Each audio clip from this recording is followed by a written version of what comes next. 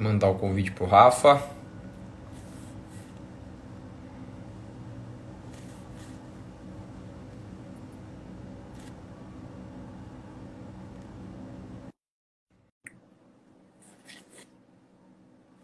Já mandei aqui. E E aí, meu aí, meu amigo? amigo? Tudo certo? Como que tá? Tudo bem, tirando o calor, tá tudo ótimo. Nossa, tá quente demais, não? Rapaz, aqui não tá fácil não. Hoje eu achei que ia chover aqui, fez um tempo estranho aqui, mas só ventou e não chover que chover, não choveu nada. É, aqui tá calor demais. Aqui em Jaú também tá calor demais. Tem jeito não. Tô tentando adaptar aqui meu celular, mas tá difícil, hein? Pronto, acho que agora parou. Eu, cons Pronto. eu consegui parar ele aqui, só não posso me mexer muito que tem uma luz atrás aqui, ó. Não, se meu celular cair aqui, você não repara não, que tá tudo, tá uma gambiarra aqui. Eu só acho que travou sua imagem. Tô te escutando, mas a imagem tá travada.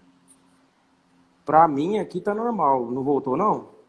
A minha aqui tá travada. Não sei se o pessoal que tá assistindo aí conseguir ver como é que tá a imagem dele. Tá travada, tá funcionando.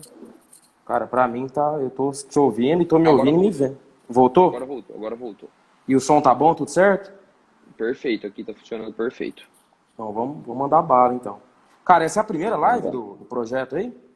É, desse aqui nosso do escritório, junto ali com o pessoal, é a primeira, né? Eu fiz algumas na pandemia já com o pessoal aí, com a doutora Mariana Bega aqui de Jaú, com o doutor Hudson, que a gente falou alguns temas até relacionados interdisciplinar, processo civil, processo de trabalho, algumas questões de direito civil, contratos, né?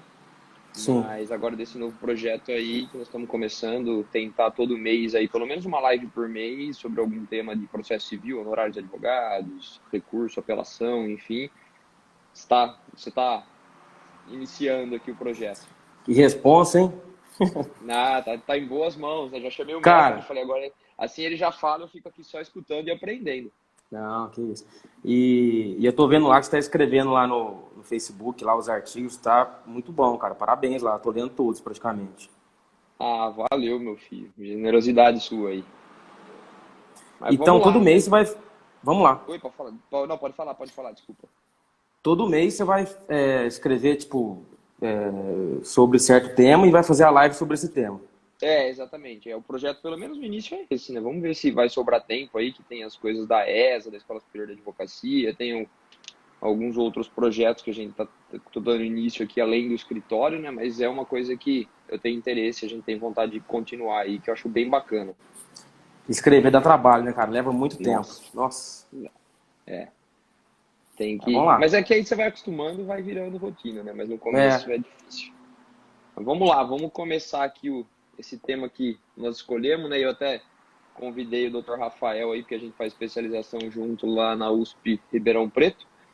E o tema, né, que ele está escrevendo o artigo dele de conclusão aí de curso é exatamente honorários advocatícios, né? exato. Então, aí já até começando assim, né, primeiro a respeito do critério, o que primeiro para o pessoal entender, né, o que seriam honorários advocatícios sucumbenciais, né? Cara, primeiro agradecer, né, o convite de novo, dizer que é uma honra estar aqui falando de honorários, que é um tema que eu já venho estudando há algum tempo. E é um tema bastante pragmático, né, cara? O tema de honorários, para a gente que atua no contencioso civil, é um tema bastante pragmático que importa a todos. Aí. Em praticamente todo tipo de processo, há incidência de honorários advocatícios, convenciais, e muitas oportunidades no mesmo processo, a verba incide em mais de uma oportunidade, né? Por exemplo, ali na primeira instância, o juiz fixa honorários, em grau recursal, o tribunal agora está majorando honorários, há a incidência de honorários na fase de cumprimento de sentença, e sem levar em consideração que também há honorários em eventuais ações incidentais ali do processo. Então é um tema bastante pragmático, que com o novo código foi bastante alterado, né, cara? O tema dos honorários no atual código, ele é tratado com grandes detalhes, se a gente for comparar com o código ali de 73, né? Só o artigo 85 do código, que é o carro-chefe de honorários, ele tem ali, se eu não me engano, 19 parágrafos.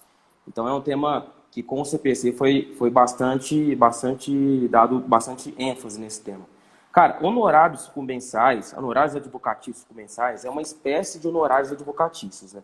Existem ali os honorários advocatícios contratuais, que é aqueles honorários que a parte, quando vai entrar com uma ação, quando precisa do patrocínio de um advogado, ela paga particularmente com o advogado. E há os honorários ali, honorários advocatícios sucumbenciais, que é aquela verba que, com a vitória do processo, né, você ganhando o processo, o juiz condena a parte, geralmente a parte vencida, a pagar honorários para o advogado da parte vencedora, né? Então, honorários advocatícios sucumbenciais seria aí uma espécie de honorários advocatícios. E o legislador, né, Rafa, não vou chamar de doutor Rafael, vou chamar de Rafael, O que é isso? Vou te chamar de Tavinho. Vamos ficar tranquilo. Ele, embora o artigo 85 fale, né, da questão da sucumbência, né, a sentença condenará o vencido a pagar os honorários ao advogado do vencedor, essa não é a única forma, né? Nós temos também o critério da causalidade, no parágrafo 10º, se eu não me engano, do artigo 85, né, que é para quem deu causa ali o processo que pagaria os honorários. E, se eu não me engano, nos casos de perda de objetos, os honorários serão devidos por quem deu causa ao processo.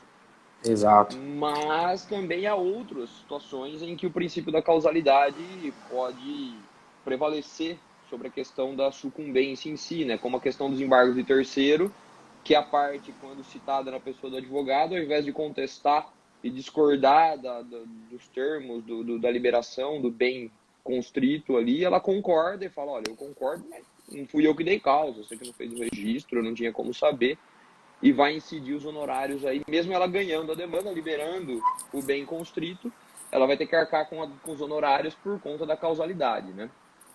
Exatamente.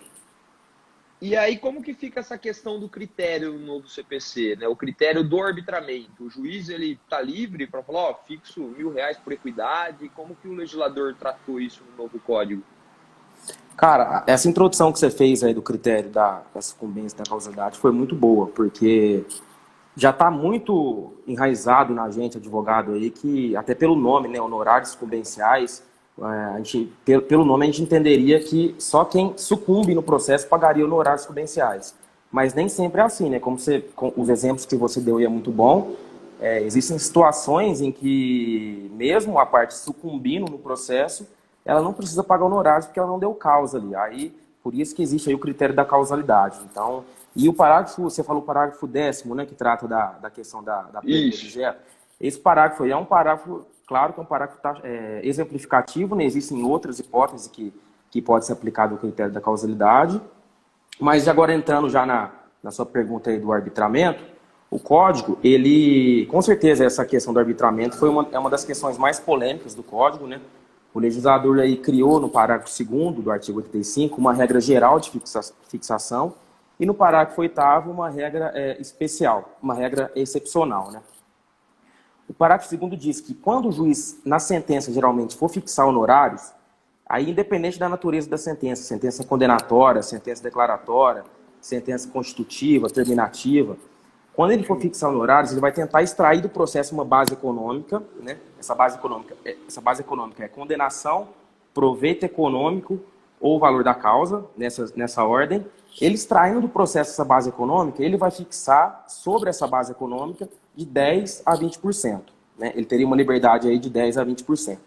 Caso ele não conseguir tirar do processo uma base econômica, ou ele tirando do processo uma base econômica, aí ele fixaria pelo critério da equidade, né? Daí pelo senso de justiça dele, ele fixaria ali os honorários R$1.000, R$2.000, ele analisaria o trabalho feito pelo advogado e fixaria. Mas basicamente é isso. O código tirou grande margem de liberdade do juiz para fixar honorários. Então, em regra, ele vai fixar em 10% a 20% sobre o valor do proveito econômico do processo. E não tendo proveito econômico ou esse proveito econômico sendo irrisório, ele utiliza da equidade. Basicamente é isso. Só mandar um abraço para essa desgrama do Caipirinha aí, senão ele não vai parar de encher as paciências nossa. Mas aí nesse critério, né, Rafa, o legislador, ele parece, pelo menos, que ele deixou bem claro que o magistrado, ele não tem uma margem tão grande assim, e que quando for possível mensurar o valor, e não sendo esse valor irrisório ou inestimável, ele deve se atentar e ficar dentro dos 10% e 20%. Exato. Parece que ele foi bem claro no sentido, né, que só deveria o magistrado ir para a equidade quando não for possível estimar qual que é esse proveito econômico, ou se ele for um proveito econômico irrisório, ou não havendo proveito econômico, o valor da causa for muito baixo. Mas Exatamente, é isso aí. aí nós temos aí já uma polêmica que você pode até falar melhor, que está acompanhando aí no Superior Tribunal de Justiça, para decidir as causas de valor exorbitantes, né? É. Cara, a gente lendo esses dois parágrafos aí em conjunto, a gente consegue extrair que a ratio da norma é o quê? É evitar o arbitramento de honorários baixos, né? Por exemplo, naquelas causas de condenação de uma ação de cobrança de R$ 500, por exemplo. Se o juiz for utilizar o critério de 10% a 20%, ele vai fixar honorários muito baixos. Então, por essa razão, essa é a natureza da norma, essa é a ratio da norma, que é evitar o arbitramento de honorários ali aviltantes, né, muito baixos. Mas, né, como a gente está tratando de Código de Processo, o Código de Processo ele impacta muita gente, e alguns juízes começaram a interpretar esse parágrafo 8º de alguma forma extensiva, né? Eles entenderam que se o juiz está autorizado a fixar honorários pela equidade, quando o valor da causa, quando o proveito econômico, quando a condenação é muito baixa, ele estaria também autorizado quando essa base econômica é muito alta, o que geraria aí honorários exorbitantes, né? E essa tese começou a ser aceita em alguns tribunais, né? Inclusive no STJ, principalmente na primeira sessão ali, que é a sessão de direito público, e o tema está controvertido. O tema chegou no STJ já, né? E por ter alguma controvérsia lá, o tema foi fixado para ser julgado em RESP repetitivo, né? O tema 1046 foi fixado para ser julgado na segunda sessão, que é a sessão que trata de direito privado, ali, que abarca a terceira e a quarta turma, e tá para ser julgado, cara. Mas, sim, independente do que venha sair do STJ aí, eu entendo que a regra é muito clara. Quando o juiz consegue extrair um proveito econômico, independente do valor do proveito econômico, ele tem que fixar ali na margem de 10% a 20%. Ele teria essa margem, 10% a 20%. Se o magistrado, se o ministro ele não está concordando com isso, ele teria que fazer alguma forma de mudar a lei. Mas essa foi claramente a intenção do legislador. E o STJ, eu confesso que eu não peguei a fundo a discussão para ver lá. Qual que seria a questão? A equidade, de que se o legislador permitiu fixar honorários acima, no caso de quantia irrisória, quando fosse exorbitante, ele também poderia fugir do critério? É esse a ratio da discussão ou não? Isso. Na verdade, essa discussão ela aconteceu mesmo em razão da fazenda pública, né, cara? Quando você envolve fazenda pública, o juiz geralmente ele olha com outros olhos. Por exemplo, uma execução milionária lá, de uma execução fiscal de milhões. A parte vai lá e atravessa uma exceção de pré-executividade lá e consegue barrar a execução. Nesses casos, se o juiz for aplicar a lei, os honorários para o advogado da parte executada vai ser enorme e justo, na minha opinião. E por essa razão que o STJ, os juízes aí estão aplicando esse parágrafo 8º de forma extensiva, né? E é isso, cara. Eu acredito que é esse. Esse é o ponto. Uma questão aqui que eu até comentei e conversei com você anteriormente já, e foi um artigo que eu escrevi junto com o Fabrício, um colega meu aqui de Jaú, no Migalhas, né? Que é a questão dos honorários advocatícios e do beneficiário da justiça gratuita. Porque o novo CPC ele fala que o juiz vai fixar e tem aquela condição suspensiva que durante o período de 5 anos fica ali suspenso. Se o cara deixar de ser hipossuficiente, a parte poderia sim alegar, olha, ele perdeu aquela condição de miserabilidade, ele não é mais pobre na acepção jurídica do termo, eu tenho uma condenação em honorários, está dentro do prazo ali de 5 anos e eu quero receber esses honorários. Ok. Agora, o beneficiário, então, ele tem esse critério da suspensão dos honorários durante esse período. Mas acontece que a CLT, em 2017, ela alterou essa questão, não do CPC, mas a CLT, que antes não tinha nem honorários, né? Eu não advogo muito na Justiça do Trabalho, mas, pelo que me parece, não havia condenação por conta do ius postulandi, os juízes entendiam que não havia condenação em honorários. Veio a norma com a reforma de 2017, a reforma trabalhista, e ela alterou essa questão, falando que agora o beneficiário da justiça gratuita, além de ser condenado em honorários, se ele receber se ele receber algum tipo de proveito econômico, receber valores nesse ou em outros processos, e houver sucumbência aí, ele vai pagar os honorários. Então, o cara entrou com uma reclamação trabalhista pedindo R$100 mil e ele teve êxito em 50 mil, metade do pedido. O juiz vai lá e fixa 10% de honorários nos 50 mil que ele sucumbiu, ele é devedor de 5, na Justiça do Trabalho ele levanta 45 que o empregado vai ter que pagar ali, e já desconta os 5 que vai direto para o advogado da parte contrária receber os outros 5.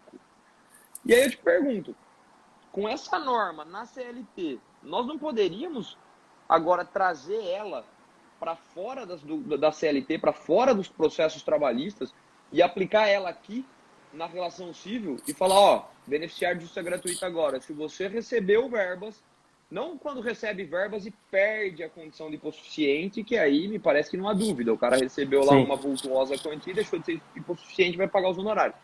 Mas não, ele recebeu um valor que ele continua sendo hipossuficiente, mas eu poderia tentar, você acha que, ou você pensando assim, acha que poderia ser, é possível trazer essa norma para cá e tentar aplicar no Código de Processo Civil?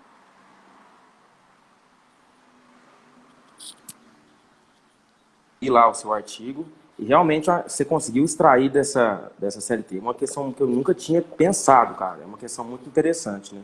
Porque a reforma trabalhista trouxe aí a questão dos honorários sucumbenciais, se eu não me engano, é de 5% a 15%, né?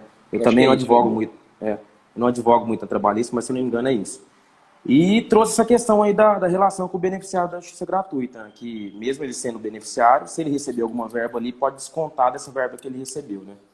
Cara, é uma situação muito estranha, né? Porque geralmente a relação trabalhista é a relação em que há uma pessoa, há um elo fraco ali da relação. E na relação civil, geralmente, tirando as relações de consumo, as pessoas geralmente estão em pé de igualdade em direitos e obrigações ali, né? Em entendimentos. E, na minha opinião, das duas uma, se for constitucional essa norma, se realmente chegar no STF e declarar constitucional, aí tem que aplicar no Código de Processo Civil. Saiu uma decisão da Corte Especial creio que seja da Corte Especial do TST, semana passada, coisa de 5, 10 dias atrás. Eu vi, acho que eu vi falando também. Falando que a norma era constitucional, falando que era constitucional, que a norma é constitucional. Aí eles analisaram lá na questão de forma incidental, né, a constitucionalidade, né? Isso. Então, se for constitucional, cara, tem que aplicar. Não faz sentido nenhum não aplicar, até pela questão da isonomia, né? Não faz sentido nenhum não aplicar. Mas, se for inconstitucional, aí a gente volta lá para a regra da justiça gratuita, a suspensão por 5 anos lá e vida que segue. Mas até pela questão do diálogo das fontes, né? Aquela teoria que as fontes têm que conversar entre si, tem que ser harmônicas ali, não existe normas ali separadas, existiria um conjunto de normas que deveriam ser interpretadas conjuntamente. Então, eu tô com você, eu acho que a sua opinião é essa, se for constitucional, tem que aplicar pro ordenamento jurídico inteiro, e se não for constitucional, aí a gente volta a aplicar a regra normal de fixação, de sucumbência, né? E ali a gente até enfrenta, né? No artigo a gente até acabamos enfrentando ali a questão da constitucionalidade do artigo ou não, falando que, trazendo uma análise da Constituição, que em nenhum momento a Constituição fala que o processo vai ser gratuito. Ela fala que a assistência judiciária será integral e gratuita e promovida pelo Estado. Mas não que a parte não vai ser condenada em honorários ou terá que arcar com honorários, né? Então a gente analisando, nós fizemos esse enfrentamento e acabamos entendendo pela constitucionalidade do artigo, né? Agora, o que causa estranheza é exatamente isso, né? Porque do jeito que está hoje, o trabalhador hipossuficiente está numa situação pior do que o que vai demorar na esfera civil, né? Pior. Ele está numa situação de desigualdade. E, cara, se eu não me engano, eu não tenho propriedade para falar de justiça do trabalho, mas se eu não me engano, até honorários periciais estão fazendo isso, viu? Até honorários de perito eles fazem esse corte aí no direito do trabalhador. É uma coisa para a gente pensar. Lá no escritório nós tentamos já em alguns processos conseguir os honorários do beneficiário de justiça gratuita, mas o desembargador saiu pela especialidade, né? Falando que a norma da CLT era uma norma especial. E aí nós embargamos de declaração, utilizei até um livro do Léo Kuhn nome, é do Fred Didier, que ele fala que não existe procedimento especial, mas sim normas especiais, e aquela é uma norma que trata de honorários. E não há Uhum. razão para você fazer um discrimínio, até porque se você for falar você pode ter as ações afirmativas da isonomia, mas aqui você está tendo uma ação que está colocando, pelo menos a princípio, o trabalhador, o hipossuficiente, por presunção legal, por opção do legislador, impede desigualdade com o demandante comum, né, que seria o demandante civil. Eu acho que esse tema aí, eu não sei se ele está no STF, mas se ele estiver no STF, o STF, eles enfrentam essa questão do acesso à justiça aí com muita seriedade. Talvez eu acho que eles declarem a inconstitucionalidade, né? Mas na Justiça do Trabalho, você está vendo aí que eles estão aplicando a rodo, né? E nós estamos tendo, né, pelo menos nos últimos tempos, aí, uma releitura dessa questão do acesso à justiça, né? Exato, isso. Porque se lá nos anos 80 nós começamos, a Constituição de 88, os projetos ali do Código de Defesa do Consumidor, juizados especiais nos anos 90, ali, tudo buscando um acesso à justiça. Agora, embora com essa questão já tem tem um artigo interessante que, se eu não me engano, é do Delore e do Gajardoni, falando a respeito da necessidade para que a parte entre, acione o judiciário, eles teriam que passar antes pela plataforma do consumidor.gov, Ah, eu vi, para eu que acho que só eu dei aí uma li, eu configure, li. né? Só aí configure o interesse de agir. Eu acho que eles entram na questão ali do interesse de agir, né? É isso mesmo. Porque na prática a gente sabe, né? A justiça gratuita é a mãe das teses mirabolantes, né? Você tem Ah, cara. dúvida, o cara tem gratuidade, você fala, vamos tentar emplacar essa tese aí. Não, é igual naquela questão que a gente estava conversando lá do reembolso dos honorários contratuais, né? Aqui no escritório, quando meus clientes têm justiça gratuita, eu faço o pedido do reembolso, né? Porque aí não tem o risco. Mas é aquele negócio, justiça gratuita é a mãe. E aí já é um tema legal para a gente até entrar, Rafa. Como que você vê a questão, essa questão mesmo, os honorários contratuais e o seu reembolso? Porque a parte fica puta, né? Verdade seja dita, o cara vai lá no escritório com uma demanda que ele teve um prejuízo de 100 mil reais, e aí, doutor, quanto que é os meus honorários? Você vai falar, é 30%, aí eu vou cobrar 30%. O cara vai ganhar 100 mil lá no final do processo, vai ficar com 70, 100 mil é seu. Como que você vê essa questão do reembolso dos honorários contratuais? Você acha que o tribunal está errado quando não defere, está errado quando defere? O que você pensa a respeito? Cara, essa é uma questão bastante dividida na jurisprudência também, né? E na prática é um problema, né, cara? Porque já tive cliente meu que, por exemplo, em caso de. Principalmente em caso de acidente de trânsito, vamos pensar. O cara bate o carro lá e rebenta o carro, tem que pagar 10 mil de. Tem que receber 10 mil de indenização ali. Aí você não vai cobrar no extra, você vai cobrar ali vai cobrar no extra lá. Eu quero receber 20% do valor que você eventualmente receber. Aí a parte vai ter que. Vai receber, vai ganhar a ação e vai ter que desembolsar o valor por fora para arrumar o resto do carro, né? Então é uma questão muito polêmica e na minha opinião, eu tento lá aqui na comarca de Franca, que deu causa à parte sucumbente a pagar os honorários contratuais adiantados, pagos pela outra parte, né? Aí geraria uma dúvida sobre a segurança jurídica, né? Porque em muitos contratos de honorários aí pode existir uma fraude que a parte fala lá que pagou 10 mil de honorários, mas na verdade não pagou nada. Aí é só para receber mais honorários ali no processo. Mas aí eu acho que pode ir do bom senso do juiz, né? O juiz fala, ó, não faz sentido numa causa dessa você cobrar um valor de honorários desses, contratuais, né? Ou o juiz vai lá e aplica ali a regra, a tabela do OAB, né? E condena pela tabela do OAB que está tudo certo. Eu acho que talvez esse seja um parâmetro interessante, né? Porque, assim, eu acho que o juiz deve sim condenar, até porque o artigo do Código Civil, se eu não me engano, é 396, 397, eu não me recordo de cabeça agora, ele fala, né? Aham. Que a parte será ressarcida dos honorários. Mas o grande problema é esse, né? Qual seria o critério para isso? O advogado foi lá e não, nem na sacanagem, mas de fato mesmo, o cara cobrou 100 mil reais para fazer uma defesa de um divórcio, por exemplo. Uhum. E aí a outra parte vai lá e contrata um advogado que ela não tem uma condição tão boa assim, como o ex-marido, e contrata um advogado de 10, 15 mil reais. E aí ela se vê eventualmente sucumbindo em alguma coisa, se vê numa questão ou em outro tipo de processo, se vê ter que desembolsar essa vultuosa quantia de honorários. Talvez a tabela da Ordem dos Advogados seja um parâmetro, né, para que o magistrado fale, ó, nós vamos devolver, mas vamos devolver o valor que vocês estão apontando aqui não o valor que você está apontando no contrato, mas o valor que estabelece a tabela de honorários da OAB São Paulo. Tá E aí travado. regionalizada.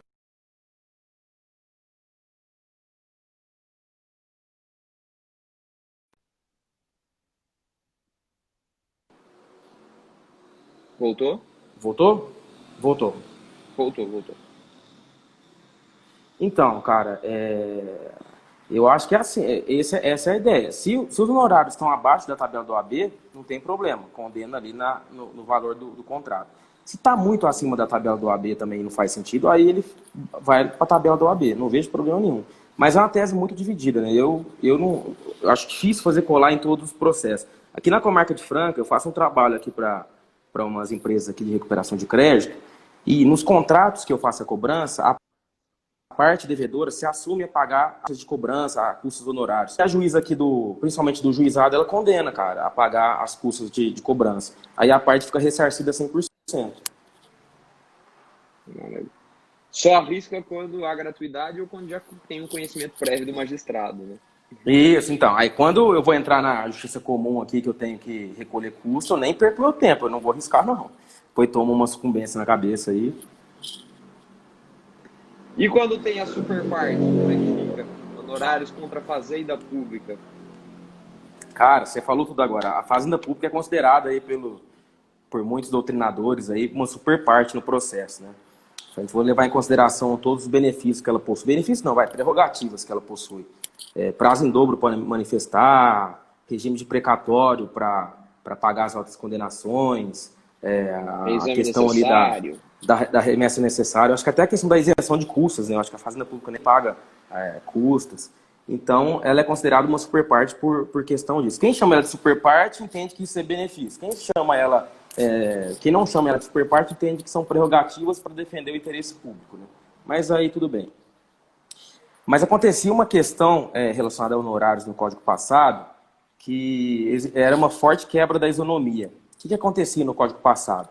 Quando a Fazenda Pública era vencedora no processo e a sentença tinha natureza condenatória, ela receberia honorários de 10% a 20% sobre a condenação.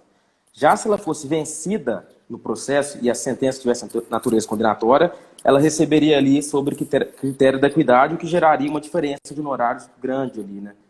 E agora, com o CPC de 2015, mudou tudo, né? Agora, se a Fazenda Pública é parte no processo, independente se ela é autora, vencedora, vencida, os honorários fixados para ela e contra ela vão ser honorários de acordo com a tabela do parágrafo 3º do artigo 85, ali, né?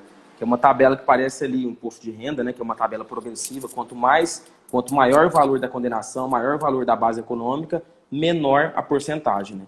Então, eu acho que é bom destacar que, embora seja uma tabela um pouco diferente que, em relação aos particulares, né, que particular de 10 a 20 na Fazenda Pública é uma porcentagem diferente, a forma de fixação é igual. O juiz vai fixar lá, vai tentar extrair uma base econômica, extraindo uma base econômica, ele aplica os critérios objetivos. Não existindo uma base econômica, ou se essa base econômica for muito baixa, ele vai pela equidade. É a mesma coisa, utiliza a regra do parágrafo 2º. Então, o CPC de 2015 igualou mais a Fazenda Pública aos particulares, respeitando também o dinheiro público aí, né? E é legal, né, Rafa, a gente esclarecer que se a Fazenda tiver uma condenação aí de 300 salários mínimos, essa tabela progressiva, ela também é escalonada, né? Então, conta 200 salários mínimos, vai ficar entre o mínimo de 10 e o máximo de 20, lá do inciso 1º. E quanto ao 100 que extrapola ali, aí sim, esse 100 é que vai para o 8 ou 10% do inciso 2º, né? Então, muitas vezes ali o advogado vai ter que fazer uma verdadeira tabela, sentar e calcular para que chegue ao valor correto de honorários, né? E é difícil de entender essa tabela, né? Porque você tem que... Então, o que passar ali que você vai vai para outra, para a tabela de baixo, né? Então, e muita gente nem lembra disso aí, né? Nem deixa passar. É. Cara, E aí tem que ficar fazendo esse joguinho, né? Cortou?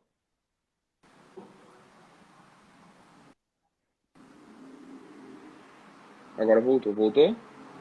voltou. Deixa eu mandar um abraço aqui pro Chibio aí, o Felipe aí, tá falando aí, Boêmio ou Campari? Cara, eu não bebo essas coisas não, eu só estudo. Não vem com essas bobeiras não. Ah, tá bom. Já nem pôs transparente para não cair a casa. E aí, uma outra questão interessante, né? A questão dos 10 aos 20%, esse é um limite, né? Então, o magistrado aí não pode, até tem previsão ali que ele vai majorando, depois a gente vai falar dos honorários recursais e tal, mesmo ele majorando, quando ele vai majorar, ele não pode ultrapassar esses 20% de maneira alguma. Sim. Agora, ele não pode ultrapassar isso desde que sejam aqueles honorários naquele processo. Agora, na fase de cumprimento de sentença, se já fixado na fase de conhecimento em 20%, me parece que o magistrado não só tem problema, como deve dar os 10% de honorários lá, se a parte intimada em 15 dias não fizer o pagamento, e aí os honorários vão ser de 30%. 20% na fase de conhecimento e os 10% da fase de cumprimento de sentença, né? Isso, para mim é claro, para mim são condenações autônomas ali, né? Se na primeira instância, por exemplo, o juiz fixou em 10%, na fase de conhecimento até o STF tem que limitar a 20%, né? Mas se já chegou na fase de cumprimento de sentença, aí, se não pagar em 15 dias lá, é 10%, condena mais 10%. Então, se tiver ali a impugnação do cumprimento de sentença, pode ter honorário também. Então, para mim, são condenações autônomas aí. Igual o caso da reconvenção, né? A reconvenção ali é no mesmo processo, mas é uma ação ali que corre junto. Se tiver condenação na reconvenção, pouco importa a ação principal. Ele vai condenar em um valor autônomo. Ele não tem que respeitar o limite de 20%, não.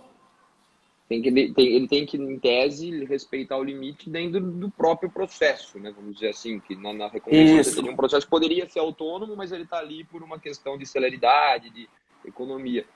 E a questão também parece que é essa na questão dos embargos, né? Você tem uma execução, o juiz vai lá e fixa os honorários na execução de 10%, a parte embarga, e se ela perder ali, vai ter os 10% ali da execução, que pode ser majorado se der muito trabalho, que tem lá a previsão expressa Mesma na coisa. questão da execução, e o juiz vai fixar também os honorários nos embargos, né?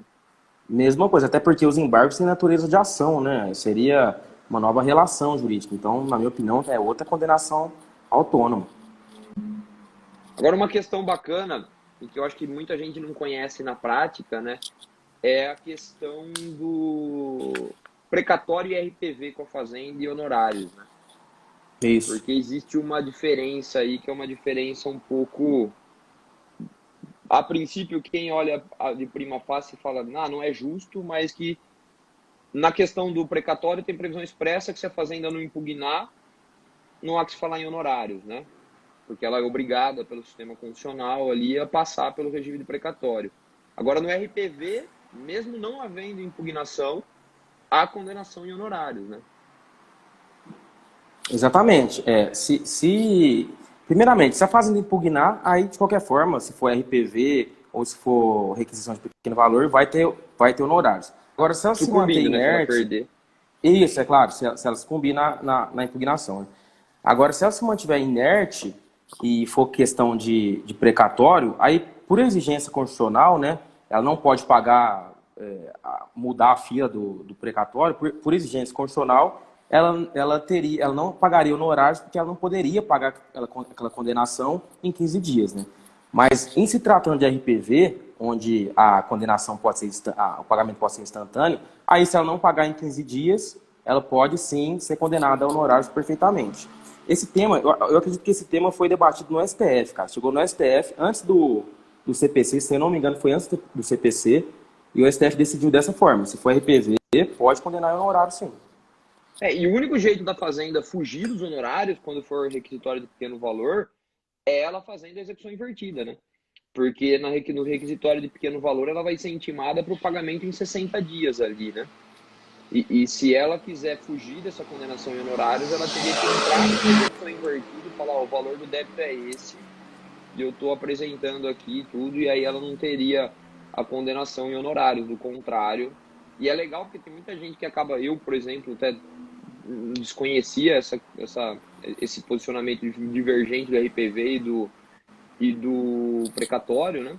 E às vezes você acaba perdendo, até uma questão que vai perdendo dinheiro, né? Porque você tá ali, você não cobra, o juiz não condena também. Se você ficar quieto e não falar nada, o juiz não vai de ofício falar condena em honorários, né?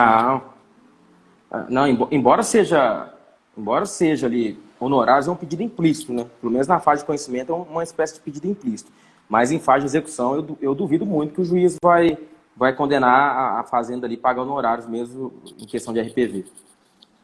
E aí é uma coisa que eu tenho estudado e pensado bastante, Rafa. Agora que você falou a questão até do pedido implícito, a gente não tinha conversado sobre isso antes, mas para colocar aqui.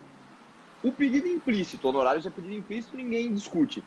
Mas ele é um pedido implícito em primeiro grau ou ele é um pedido implícito em fase recursal também? Não no sentido de majorar, que me parece que a majoração é um pedido implícito, mas no sentido de que eu entro com uma ação, ganho a ação, pedi 10 mil de danos morais, tive êxito, ganhei os 10 mil reais de danos morais, o juiz condena a parte a pagar os 10 mil reais, mas não fala nada quanto aos honorários.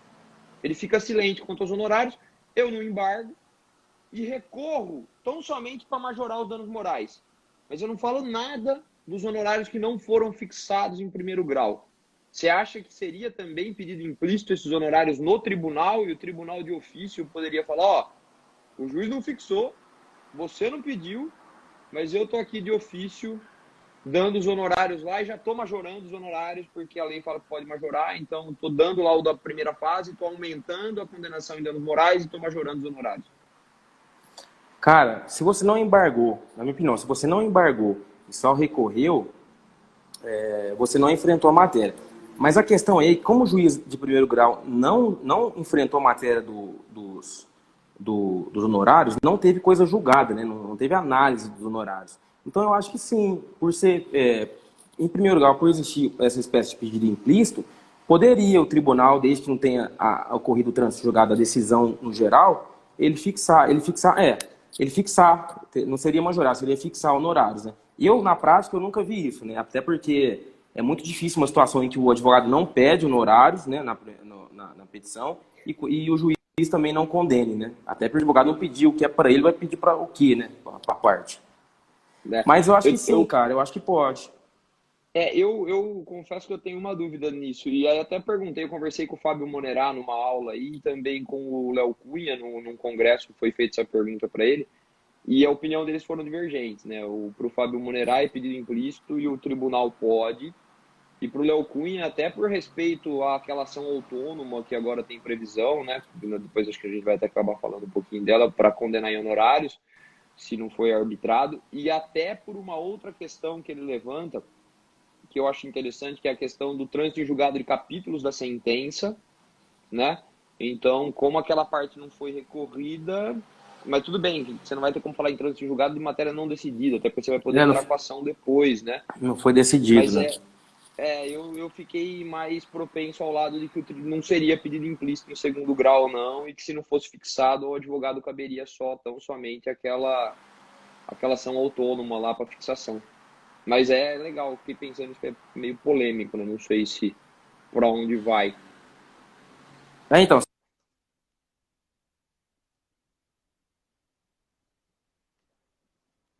a matéria para o processo, né? Mas se tudo desse errado, já um procedimento com ação de procedimento comum para fixar esses honorários, já que agora o código permite, né? Eu já faria dessa forma. Mas realmente, questão que eu acho que eu nunca tinha nem pensado nisso aí, cara.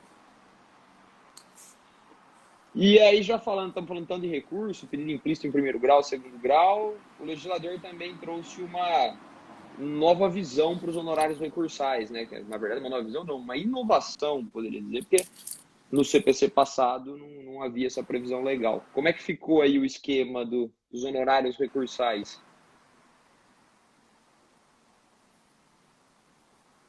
Boa aí, porque para mim tá dando uma travada. A sua tá travada.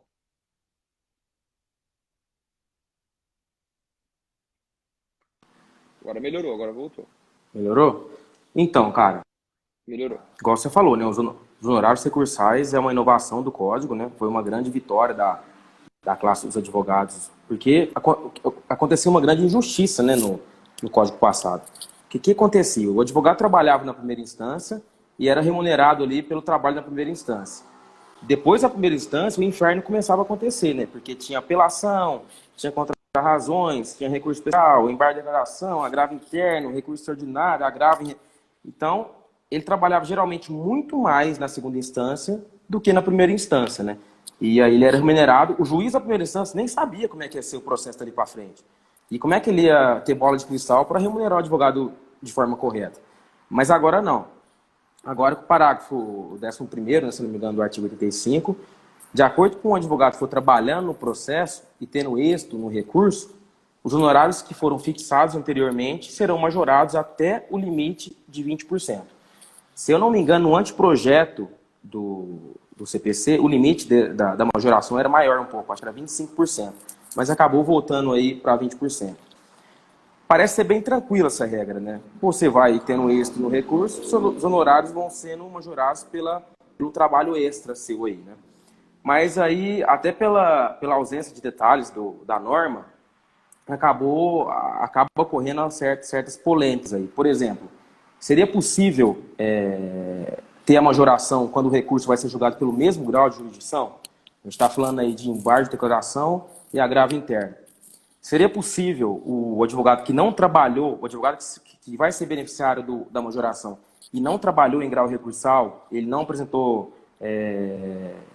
contra-razões, ele não despachou com o relator, não apresentou memoriais, não fez sustentação oral. Seria possível ele receber honorários mesmo não trabalhando? Então, aí são certas polêmicas que a gente tem, que a jurisprudência vai tendo que se manifestar. Na minha opinião, se o advogado trabalhou, teve um trabalho extra no processo, ele tem que ser remunerado.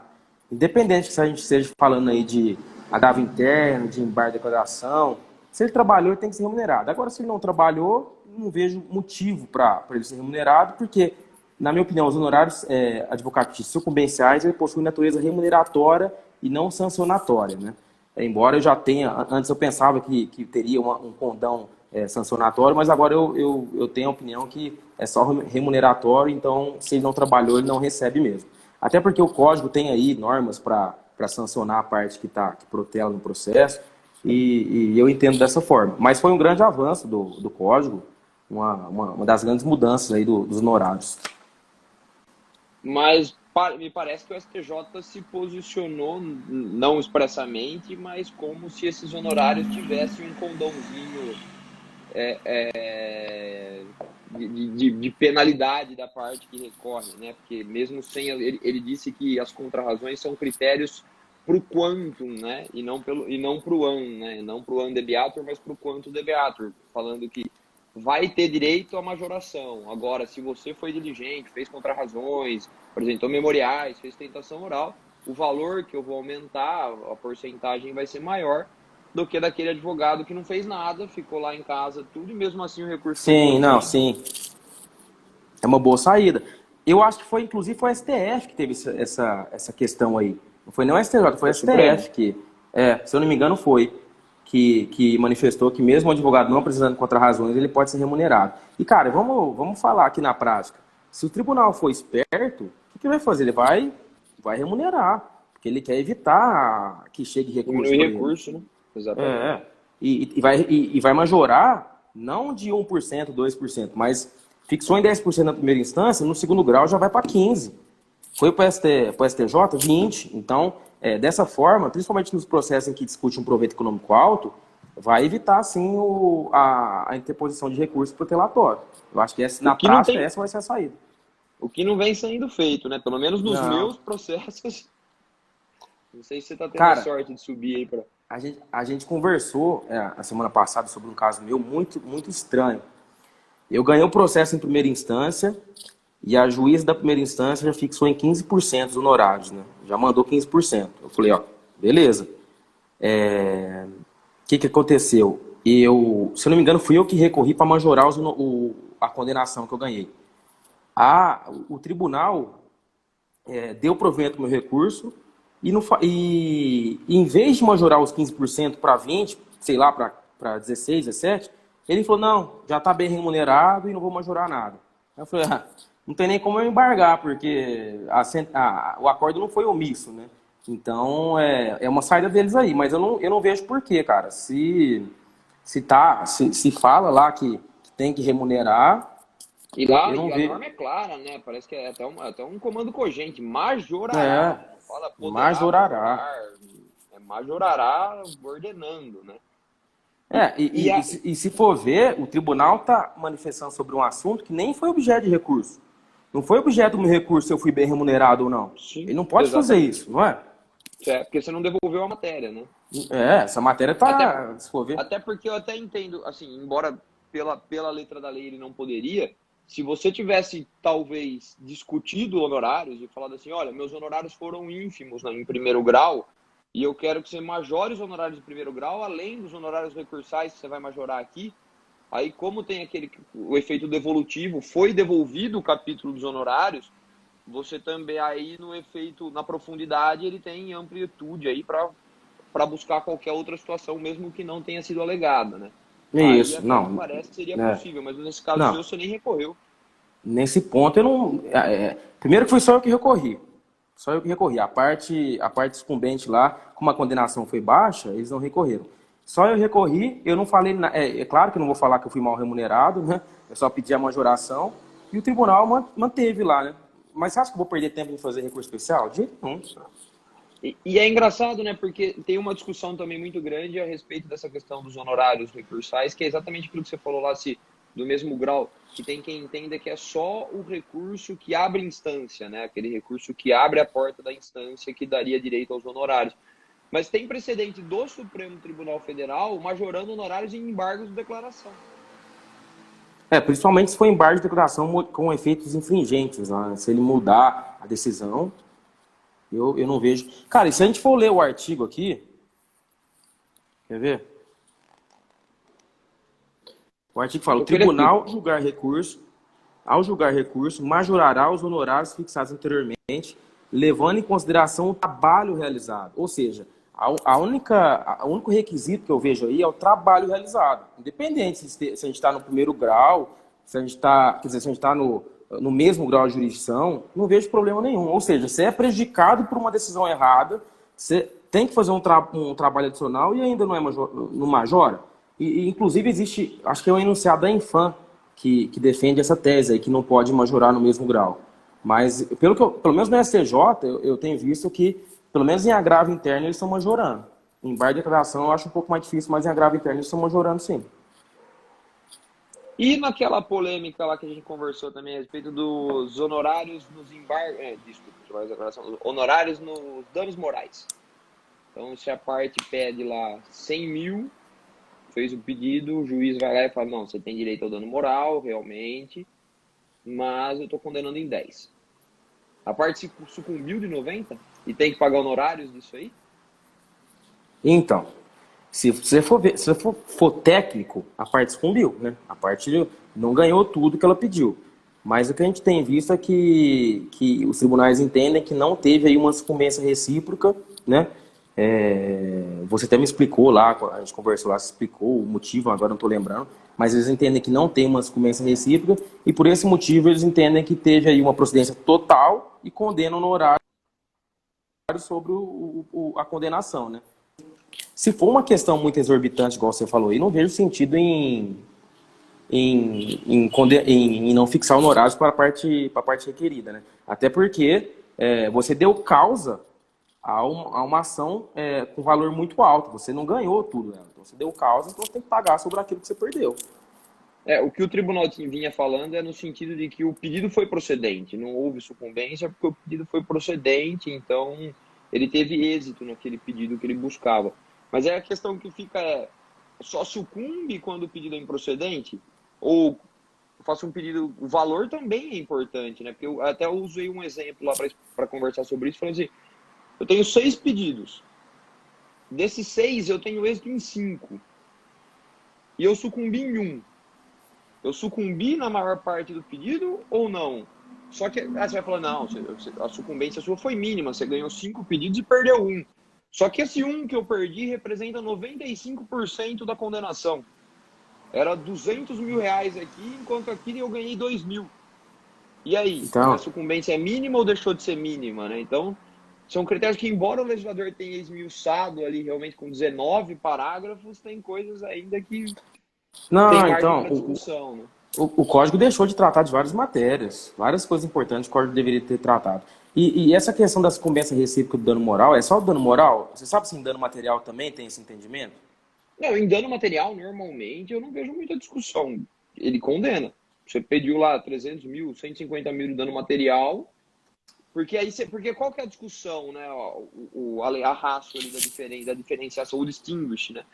É que no dano material, você tá calculando, você tem como. Agora, o dano moral, ele é subjetivo, né? E a lei não coloca parâmetros. Nós não temos dano moral tarifado aqui no Brasil, né? Então, cabe à parte analisar. Por isso que eu acho que uma saída é realmente a questão da boa-fé.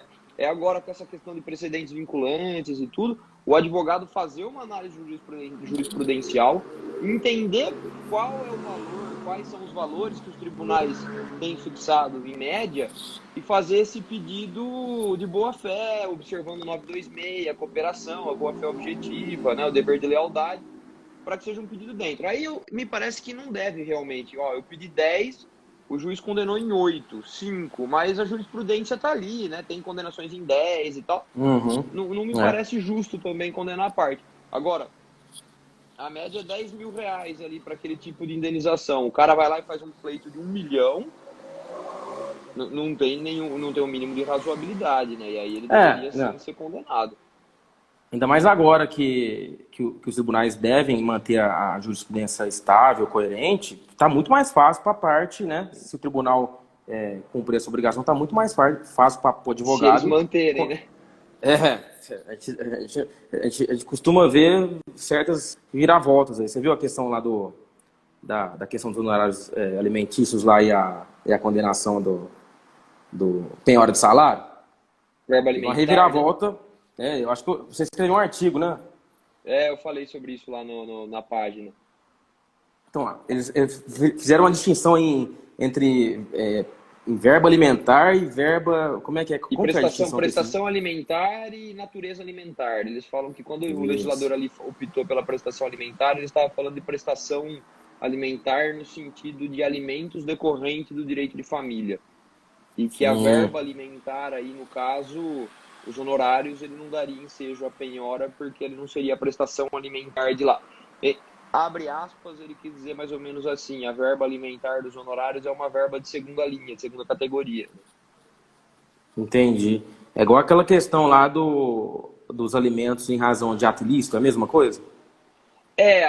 Aí é uma discussão, né? Até lembra, lá na aula nossa da especialização, teve um bate-bola sobre isso, que eu acho que, não sei se era o Gajardoni, que defendia a possibilidade de prisão civil agora com o novo Código de Processo Civil, dos alimentos decorrentes de ato ilícito. Porque não há mais a diferenciação.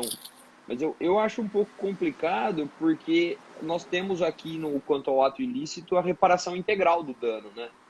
Então, suponhamos que um indigente, uma pessoa que não tem condição financeira nenhuma, ele atropele e mate um médico que tinha comprovadamente ali honorários médicos, um ganho mensal de 50 mil. E ele é condenado a pagar esse valor para a família, título de alimentos indenizatórios. Como é que vai fazer? Esse cara vai ficar preso a faz vida sentido. inteira, Né? né? E deixa eu perguntar, esse julgamento do STJ aí não foi vinculante, não? É a corte especial, né? Para quem entende que tá lá no 926, né? É que existe uma discussão ali da doutrina da corte especial do STJ. Agora, o grande X ali é que tem quem entenda que o 926... Tem uma baita discussão, 926 não, desculpa, 927. Tem uma baita discussão ali. Tem 5 doutrinas já sobre o 927 e tem uma que levanta que, dentre os requisitos ali do 927, quando o julgamento é da corte especial, como ela não tem todo aquele contraditório amplo, aquela participação grande que tem no IRDR, que tem nos recursos repetitivos, ele não seria vinculante. Mas há quem defenda que sim, que tudo que está lá no 927 por opção do legislador é vinculante. E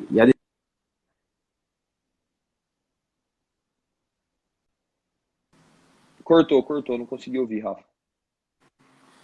a decisão, essa decisão que a gente está comentando, acho que foi 7-6, se eu não me engano, foi bem Foi, parelha, foi né? 7-6, foi bem apertado, exatamente. Foi 7-6 na corte especial. É, Mas, e é complicado também, inclusive, sim. Pode falar.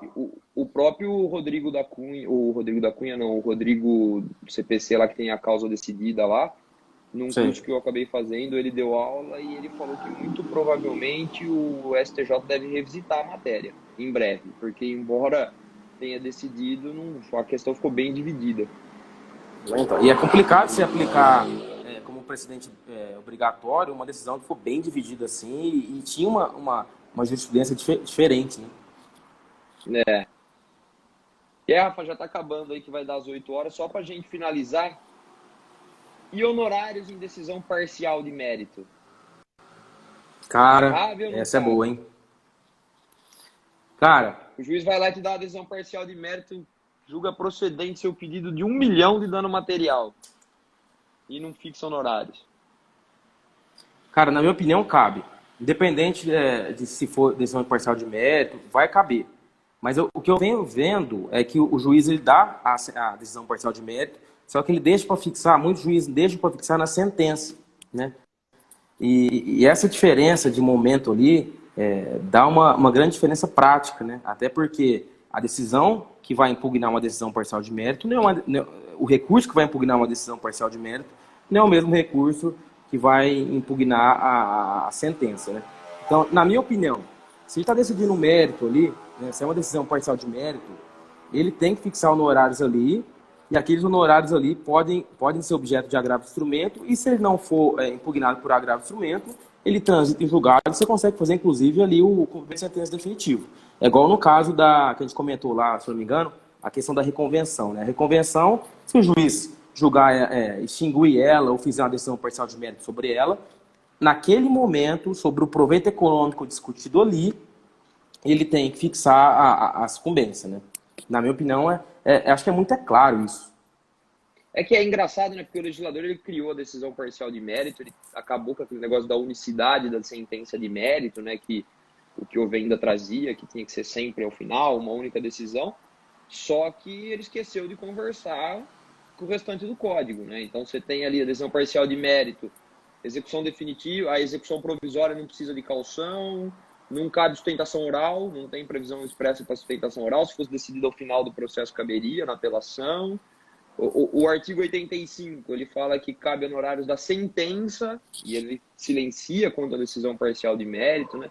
Então parece que eles jogaram lá, criaram o instituto, mas depois esqueceram dele e ficou isolado ali, né? E não faz sentido nenhum você só... Cabe honorário. Não faz sentido nenhum ser só da sentença, porque vamos imaginar uma questão de exclusão de litisconsorte. A exclusão de litisconsorte não é uma sentença, o processo continua, é uma decisão de mérito, você concorda? A exclusão de litisconsorte depende, ela pode ser uma questão não de mérito, né? Mas não vai ser uma sentença que vai excluir o litisconsorte, né? Não, vai ser uma decisão parcial de mérito, mas isso. Seria uma decisão, então, uma decisão parcial de mérito, não, desculpa, seria aquela decisão conforme o estado do processo do 355 ali, né? Porque a decisão parcial tem que ser de mérito, né?